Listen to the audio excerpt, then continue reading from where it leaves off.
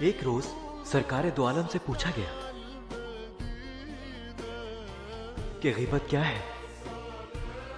تو ہمارے نبی نے فرمایا پیٹھ پیچھے اپنے بھائی کے بارے میں ایسی بات کرنا جو اس کے سامنے کی جائے تو اسے بری لگے وہ بات۔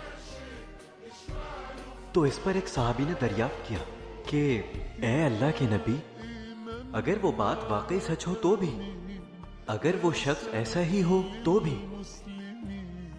تو اللہ کے نبی نے ان سے فرمایا اگر اس کے بارے میں وہ بات درست ہے تو غیبت ہے، اور اگر وہ بات درست نہیں تو یہ غیبت بھی ہے اور بہتان بھی۔